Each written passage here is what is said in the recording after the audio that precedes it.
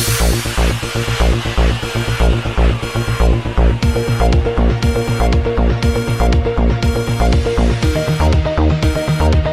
اللہ الرحمن الرحیم۔ السلام علیکم ناظرین، ڈپٹی کمشنر فیصل آباد محمد علی نے فیصل آباد پارکنگ کمپنی کے زیر اہتمام پارکنگ پوائنٹس کو 45 سے بڑھا کر 65 کرنے کی ہدایت جاری کر دی ہیں۔ ہمارے ڈویژنل بیورو چیف میاں اعجاز اسلم کے مطابق ان کا کہنا ہے کہ پارکنگ کمپنی کی سروسز کا معیار عوامی توقعات کے مطابق ہونا چاہیے۔ اس سلسلے میں ایسی جامع حکمت عملی وضع کریں کہ مختلف عوامی مقامات پر گاڑیوں کی پارکنگ کے حوالے سے شہریوں کو خاطر خواہ ریلیف ملے۔ انہوں نے یہ بات اپنے آفس میں فیصل آباد پارکنگ کمپنی کے بورڈ آف ڈائریکٹرز کے اجلاس کی صدارت کرتے ہوئے جاری کی۔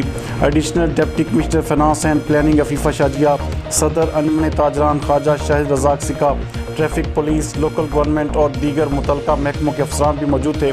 ڈپٹی کمشنر نے پارکنگ کمپنی کی کارکردگی کا جائزہ لیتے ہوئے کہا کہ پارکنگ کے نظام کو شہری ضروریات کے مطابق مزید منظم اور جامع بنایا جائے۔ انہوں نے کہا کہ شہر میں نئے پارکنگ پوائنٹس قائم کرنے کے لیے سروے کریں تاکہ شہریوں کو آسان اور محفوظ پارکنگ فراہم کرنے کے اقدامات میں وسعت لائی جا سکے۔